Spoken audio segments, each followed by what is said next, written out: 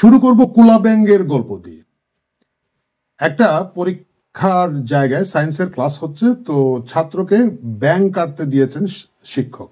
গবেষণা হচ্ছে ব্যাঙ নিয়ে। প্রথমে ব্যাঙকে বলা হলো, টিচার বললেন ব্যাঙ একটা লাফ তো, ব্যাঙ লাফ দিল। তারপরে টিচার একটা পা কেটে ফেললেন ব্যাঙের, ব্যাঙ আবার লাফ দাও। ব্যাঙ আরেকবার 3 পা দিয়ে চেষ্টা করলো লাফ দিতে, আরেকটা কাটলেন। তৃতীয় পাটা কাটলেন, কেটে বললেন ব্যাঙ লাফ দাও। ব্যাঙ কোনো রকমে 1 পা দিয়ে লাফ দিল। চতুর্থ পাটা কেটে ফেললো। ব্যাঙের 4টা পাই নাই, ব্যাঙ মাঝখানে পড়ে আছে। টিচার বললেন ব্যাঙ আবার লাফ দাও। ব্যাঙ তো লাফ দিতে পারে না। তো টিচার ছাত্রদেরকে জিজ্ঞেস করলেন এটা থেকে আমরা কি শিখলাম। একজন ছাত্র খুব গম্ভীরভাবে বলল, স্যার আমি জানি আমরা কি শিখলাম। বলে কি শিখলেন? 4 পা কেটে ফেললে ব্যাঙ লাফ দিতে পারে না, ব্যাঙ আর কানে শুনে না। টিচার বলল তুমি এইটা বুঝলা? 4 পা কেটে ফেললে ব্যাঙ কানে শুনে না? ঘটনা তো তা না। 4 পা কেটে ফেললে ব্যাঙের আসলে লাফ দেওয়ার কোনো সামর্থ্য থাকে না। প্রিয় দর্শক, এই গল্পটা কেন বললাম, কারণ হচ্ছে ডক্টর ইউনূসের একজন যে ডাস্টবিন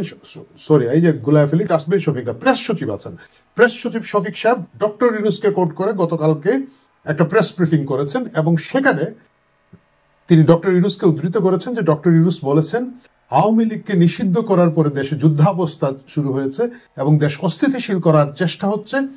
দেশ আর গোলামীর পিঞ্জরে বা জিঞ্জিরে কিছু একটা বলেছেন উনি, ফেরত যেতে চায় না। এই প্রেস ব্রিফিংটা শুনে আমার সেই ব্যাঙের গল্পটা মনে হলো যে 4 পা কেটে গেলে ব্যাঙ কানে শোনে না। এইভাবে চিন্তা ভাবনা করলে তো স্যার সরকার চালাতে পারবেন না।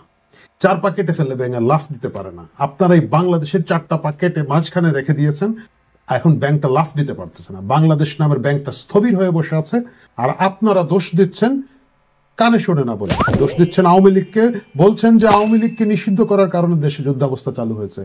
মানে আমার একেবারে বুদ্ধিহীন বুদ্ধিতে, যেটা মানে আমার এমনিতে অবশ্য মগজ খুব কম, মগজ যদি আরেকটু কম হতো তাহলে তো আমাকে উপদেষ্টাই বানিয়ে ফেলা হতো, এর তুলনায় একটু বেশি, বাট যাই হোক এভারেজ আইকিউ কম।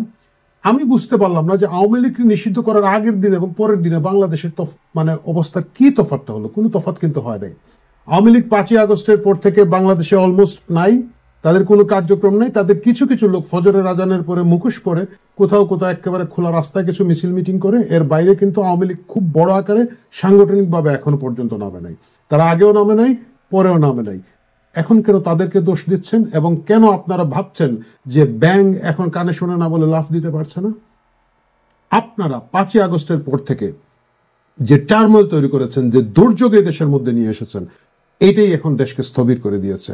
আপনি 9 মাস পরে, প্রায় 10 মাস সম্ভবত, 10 মাস পরে এসে আপনারা আওয়ামী লীগকে দোষ দিয়ে আপনাদের গত 10 মাসের স্থবিরতা, 10 মাসের অরাজকতা, 10 মাসের অশান্তি তৈরি করা, 10 মাসের গভর্নেন্সের নামে ফাত্রামি করার যে চেষ্টাটা আপনারা করেছেন, সেটা আওয়ামী লীগের ঘাড়ে এখন দোষ দিলে হবে না। কেন দোষ দিলে হবে না? কারণ হচ্ছে গিয়ে আপনারা দেশ কিভাবে চালাতে হয় সেটা জানেন না। আপনাদের যে সেট আপ, এই সেট আপের কারো কোনো অভিজ্ঞতা নাই, শেখার কোনো চেষ্টা নাই। আপনাদের মূল কাজটাই হচ্ছে গিয়ে কি বলা যায় এটাকে, লুটপাট করা, ডাকাতি করা। গ্রামীণের নামে অনেকগুলো লাইসেন্স আপনি নিয়েছেন, এবং আপনার শিশু উপদেষ্টারা তাদের বাপের নামে পর্যন্ত টেন্ডারের লাইসেন্স নিয়ে চলে যাচ্ছে। দেশের অর্থনীতির অবস্থা খুব খারাপ।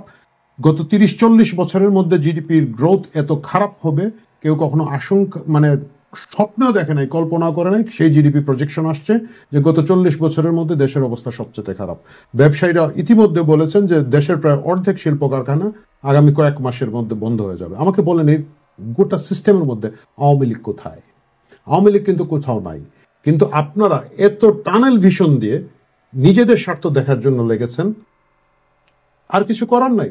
গত 10 মাসে ঠিক আছে, আপনারা হয়তো মাসখানেক আগে আওয়ামী লীগকে নিষিদ্ধ করেছেন, আগে 9 মাসে আমাকে 9টা ভালো কাজ দেখান যেটা আপনারা করেছেন, দেশের জন্য করেছেন, পিওরলি দেশের জন্য করেছেন। মানে চুরি ডাকাতির কথা না, ডাকাতি আপনারা নিজেদের জন্য করছেন, বাসা বাড়িতে গিয়ে মব পরিচালনা আপনাদের নিজেদের জন্য করছেন, সেটাকে আমি মানে গুনতির মধ্যে নিতে চাচ্ছি না। দেশের জন্য 9টা 10টা 9টা পারেন না 5টা বলেন স্যার, 5টা বলেন না স্যার, 3টা বলেন, 3টা পারেন না 1টা বলেন যে এই কাজটা আপনারা দেশের জন্য ভালো করেছেন। আমি দেখি না, আমি জানি না। আমার দর্শক আপনারা যদি কেউ দেখে থাকেন দয়া করে কমেন্টের মধ্যে জানাবেন। আপনারা প্রায়োরিটি বলেছেন সংস্কার সংস্কার সংস্কার। কিসের সংস্কার? কার সংস্কার? কি সংস্কার করলেন আপনারা?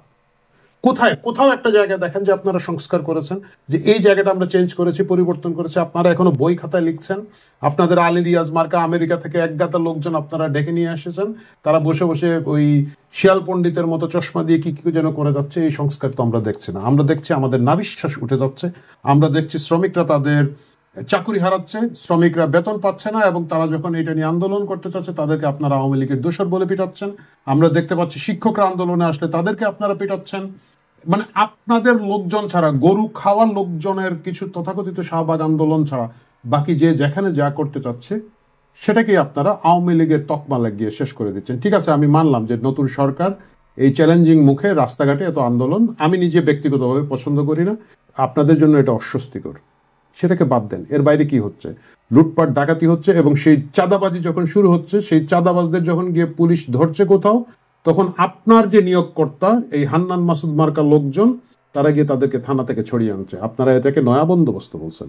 হান্নান মাসুদের কথায় যদি আসলো, এই আমি গত 10 মাসে যদি বলি, একমাত্র উন্নতি আমি দুইটা জায়গায় দেখেছি। নাম্বার 1 হচ্ছে গ্রামীণের নামে প্রচুর ব্যবসা বাণিজ্য হচ্ছে এবং ডক্টর ইউনূসের সকল মামলা টামলা সব চলে যাচ্ছে, আর্থিকভাবে ডক্টর ইউনূস লাভবান হচ্ছেন। আর দ্বিতীয় যে এই উন্নয়নটা আমি দেখেছি, এটা হচ্ছে আপনার এই বাচ্চা উপদেষ্টাদের শরীরের ওজন প্রায় ডাবল হয়ে গেছে। একটা পেট নিয়ে ঘুরে মানে উঠতে পারছে না। আমি সরি, মানে তারা বয়সে আমার অনেক ছোট, তাদেরকে নিয়ে এটা বলা উচিত না, কিন্তু এই অবস্থা হয়েছে। আপনার যারা নিয়োগকর্তা আছে তাদেরকে বলা হচ্ছে এখন বন্দর বন্ধু, তাদেরকে বলা হচ্ছে শেরে মংলা, মানে লুটপাট এই লেভেলে হচ্ছে। গত 20, 40, 50 বছর আপনি আওয়ামী লীগের কথা 15 বছর বাদ দেন, এর আগে বিএনপি সরকারে ছিল, এর আগে জাতীয় পার্টি ছিল, কোন নেতাকে কোনোদিন শুনেছেন যে কেউ বন্দর বন্ধু বলে, মংলা বন্ধু বলে এই ধরনের ট্যাগ? আপনার একটা উপদেষ্টা আসিফ মাহমুদ সজীব ভুইয়া, তার এপিএস কয়েকশো কোটি টাকা মেরেছে, তাকে এখন এনআইডি ব্লক করে বিদেশে যাইতে আপনারা নিষেধ দিয়ে রেখেছেন, প্রশংসা করছি। কিন্তু উপদেষ্টার এই আপনাদের যে এই শিশু উপদেষ্টা, সম্প্রতি আমি শুনলাম বিএনপির একজন বলেছে বাছুর, টেলিভিশনের টক শোতে বলেছে। তো এই ধরনের বাজে কথা আমি কখনোই সমর্থন করি না, কিন্তু এর এপিএস যে এত টাকা মেরেছে এর দায় দায়িত্ব কি তাকে নিতে হবে না? সে কি এটার ভাগ পায় নাই? বাকি যে শিশু উপদেষ্টাদের কথা আমরা জানি, তাদের অবস্থা খোঁজখবর কি আমরা জানি না? আর আমরা যদি জেনে থাকি আপনি জানেন না? আপনি রেলের মধ্যে কয়েকটা যে এইচএসসি পাস পোলাপান্ডে বসিয়ে রেখেছেন না? প্রত্যেক মন্ত্রণালয়ে কিছু লোকজন রেখেছেন না? তথাকথিত ছাত্র প্রতিনিধি, এদেরকে কি মনিটর করছেন? কিছুই করছেন না। এখানে আওয়ামী লীগের দোষটা কোথায়? আপনাদের সাথে এখন যতটুকু বোঝা যাচ্ছে জেনারেল ওয়াকার নাই এবং সেনাবাহিনীর সমর্থন নাই, যতই তারা মুখে বলে থাকুক। সো আপনার সাথে আর্মি নাই, আপনার সাথে সিভিল ব্যুরোক্রেসি নাই, আপনার সাথে সচিবালয়ে আন্দোলন হচ্ছে, সরকারি কর্মচারীরা মাঠে, এনবিআর এর কর্মচারীরা আন্দোলন করছেন। তো আপনি না পারেন সিভিল চালাইতে, না পারেন আর্মি চালাইতে, এবং পুলিশ তো মাইরা শেষ করে ফেলেছেন। একটা কি যেন আপনার ইনডেমনিটি দিয়ে রাখছেন, পুলিশ মারা নিয়ে কোনো মামলা করতে হবে না, 5 থেকে 9 তারিখ যা পারছেন মারছেন, খতম করে ফেলেছেন, এবং এখন পুলিশকেও ঠিক মতো কাজ করতে দিচ্ছে না। কোথাও থেকে 8 বছর 10 বছর 15 বছরের পুরানো রিটায়ার্ড লোকজনকে এনে পুলিশের মাথায় বসিয়ে রাখছেন, সচিবালয়ের মাথায় বসিয়ে রাখছেন, এবং পুরো জিনিসটাকে একটা স্থবির করে ফেলেছেন। কোথাও কোনো একদিন গ্রামীণ ব্যাংকে চাকরি করেছে, যেখানে দুনিয়ার যত লোক পেয়েছেন এগুলার এনে উপদেষ্টা বানিয়েছেন, এদেরকে মন্ত্রী প্রতিমন্ত্রী অমুক তমুক মর্যাদা দিয়ে রাখিয়ে দিয়েছেন। গোটা দেশটাকে আপনারা গ্রামীণ ব্যাংকের ম্যানেজমেন্টে নিয়ে আসছেন এবং গ্রামীণ ব্যাংকের মতো করে স্বার্থবাদী অবস্থা চালাচ্ছেন।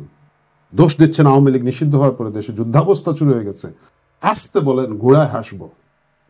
প্রিয় দর্শক, আপনারা দেখেছেন দ্বিতীয় যে কথাটা উনারা বলেছেন যে গোলামীর জিনজির এ আর ফেরত যেতে চায় না। স্বাভাবিকভাবেই তারা ভারতের আধিপত্যবাদের বিরুদ্ধে একটা কথা বলেছেন। এটা খুব পপুলার কথা, এটা বললে অনেক বেশি লাইক পাওয়া যায়, কমেন্ট পাওয়া যায়, খুব ভালো কথা। যখন মুক্তিযুদ্ধ হয় 1971 সালে, তখনও কিন্তু বলা হতো এই ভারতীয় আগ্রাসনের বিরুদ্ধে আমরা থাকবো। ওকে, ঠিক আছে। শেখ মুজিবকে যখন মেরে ফেলা হলো, বঙ্গবন্ধুর কিলিং হলো কবে? আগস্ট মাসে। গুড। 15 আগস্টের পরে প্রথম খন্দকার মোশতাক এসে কি বললেন? ভারতীয় জিনজির থেকে আমরা মুক্ত হবো। আমরা আরেকবার ভারত থেকে মুক্ত হলাম, খুব ভালো। কে আসলেন? জেনারেল জিয়া আসলেন প্রেসিডেন্ট হিসেবে, পপুলার প্রেসিডেন্ট। ওনাকে মেরে ফেললেন জেনারেল মঞ্জুর চট্টগ্রামে। জেনারেল মঞ্জুর এসে রেডিওতে প্রথম যে বক্তৃতা দিলেন, ভারতের জিনজির থেকে আমরা মুক্ত হব। গুড। এখন শেখ হাসিনা চলে গেছে, আরেকবার আপনারা সেই ভারতীয় জিনজির থেকে মুক্ত হচ্ছেন। কি এক জিনজির স্যার! জেনারেশন টু জেনারেশন আপনারা কাউরে মারলে, কারোর বিরুদ্ধে অবিচার করলে, তারপরে এই জিনজির আপনারা তুলে ধরেন। কোথায় সেই 26 লক্ষ ভারতীয়? এই হিসাব আপনার আইন উপদেষ্টা আমাদেরকে কবে দিবেন?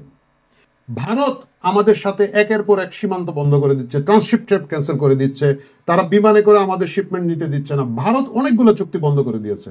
আপনারা একটা চুক্তি দেখান যেটা শেখ হাসিনা করেছিল, একটা চুক্তি দেখান যেটা আওয়ামী লীগ করেছিল গত 15-16 বছর, দেশ বিরোধী, আপনারা দেখি এটাকে ক্যান্সেল করে দেন, আমরা আপনার সাথে থাকবো।